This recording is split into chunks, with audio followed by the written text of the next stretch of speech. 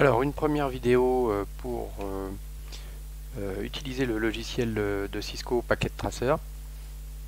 Quand vous allez lancer le logiciel, il va vous demander de vous connecter. Donc ici, je le fais, voilà, robert.hy@orange.fr et suivi du mot de passe. Donc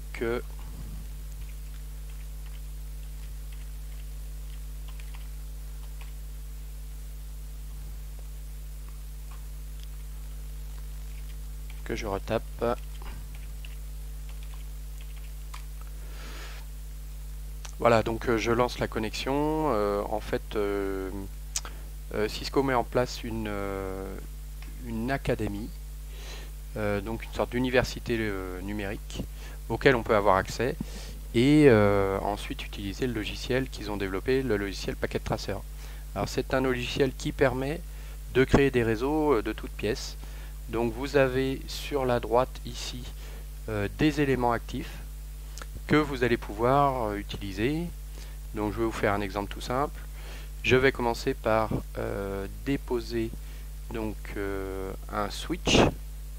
Donc ici un switch, je prends le premier, peu importe en fait, voilà, voilà mon premier switch. Donc quand je me déplace dessus, vous voyez qu'il y a une petite flèche là dans le menu Select. Quand je me déplace avec cette flèche sur l'élément, eh bien j'ai déjà accès à pas mal de caractéristiques de ce switch. Et là je vois déjà toutes mes interfaces Fast Ethernet. Dans le réel, c'est les prises sur lesquelles je viendrai brancher mes différents éléments actifs sous forme filaire. Donc ensuite ici je peux utiliser une station. Donc par exemple on prendra un PC. Voilà, donc le PC. Et maintenant il faut les relier. Alors pour les relier vous avez un outil de connexion et un outil de connexion automatique, c'est-à-dire que vous allez pouvoir utiliser directement l'éclair là, si vous ne savez pas trop quoi mettre, et tester. Donc on va le faire avec l'éclair, hein. Je prends l'éclair, je me mets sur le PC, et ici, quand je clique dessus, il me raccroche, voilà, directement, et je me déplace sur le switch, et ici il a créé une connexion directement. Alors je peux vous le refaire de cette manière-là. Ce qu'on va faire, c'est qu'on va supprimer un élément qui est là, et là je vais prendre le bon câble qui s'appelle direct en cuivre, et donc je vais cliquer sur le poste que je veux connecter, et là il va me proposer l'ensemble des moyens de communication qui sont à sa disposition, enfin qui sont installés sur le PC, et je prends la prise Fast Ethernet. Alors Fast Ethernet, ça veut dire qu'en fait on fonctionne à des débits de 100 mégabits seconde, là où Giga Ethernet fonctionne à des débits de 1000 mégabits seconde. Donc là je clique sur le switch et il va me proposer en fait aussi les prises qui sont disponibles. Donc là je peux me connecter directement sur une prise Fast Ethernet de la même manière. Donc voilà, on a déjà créé un petit réseau, et je vais pouvoir maintenant paramétrer mon réseau. Donc je vois quand je me déplace ici, les adresses IP ne sont pas paramétrées. Donc je vais le faire. Alors pour le faire, je clique sur le poste, je vais dans configuration ici, et j'ai la liste des interfaces. Donc cette liste des interfaces, la Fast Ethernet 0 a été utilisée pour câbler le câble, pour brancher le câble. Je clique dessus et je peux configurer l'adresse IP. Je vois que l'adresse MAC est configurable, je ne la touche pas parce que logiquement sur une interface Ethernet, de toute façon elle n'est pas modifiable. Ici je vois que je peux modifier l'adresse IP, donc ce sera une adresse statique qui ne changera pas. Donc par exemple je vais mettre un réseau de classe de classe C. Donc je lui mets son adresse séparée par des points, 192.168. Je mets n'importe quoi, 10.56. Et je clique sur le masque de sous-réseau. Donc ici il me trouve directement le masque associé. Donc /24, ça veut dire que vous avez 3 fois 8 bits à 1 dans ce masque. Voilà, donc ça s'affiche sous la forme de 255, 255, 255, 0.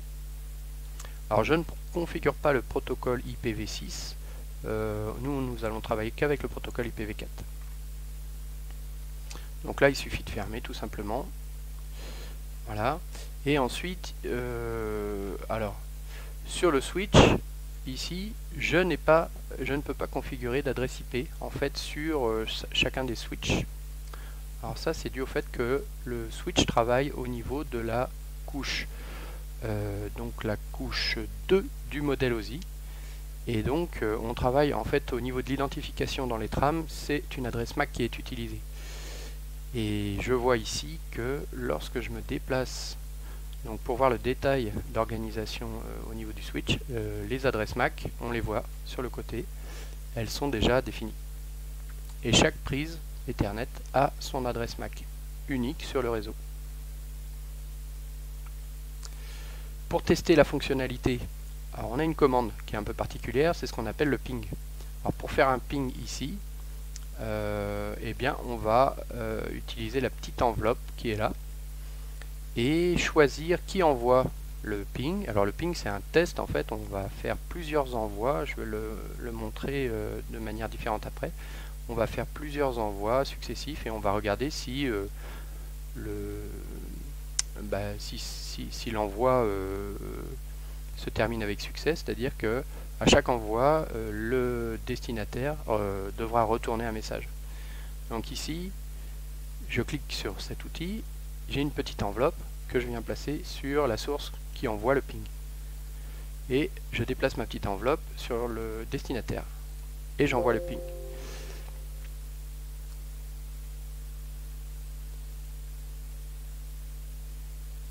Donc ici, en fait, que me dit ce message, c'est que le switch ne peut pas être pingé. Pourquoi? Parce qu'il n'a pas d'adresse IP. Ce que je vais faire, c'est que je vais déclarer une autre station dans le poste et je vais pouvoir réaliser un ping entre deux stations du réseau LAN.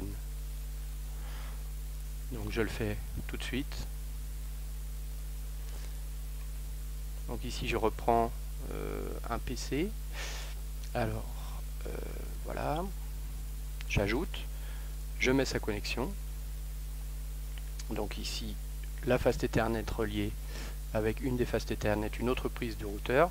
Alors je vois au passage qu'il y a une petite lumière orange qui s'affiche sur la liaison. En fait le routeur met en place un mécanisme de découverte des différents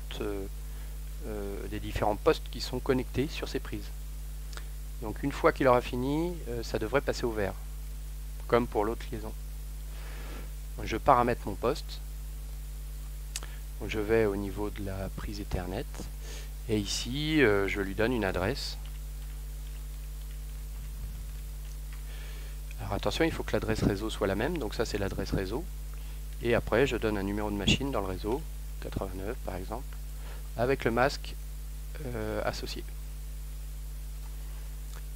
Donc maintenant vous avez deux liaisons qui sont fonctionnelles. Ces liaisons, donc on a un réseau en bus grâce au switch qui est utilisé. Et ici je peux faire un ping entre une station et une autre station. Et vous voyez en bas que le ping a réussi. Donc réussite là ici dans les scénarios.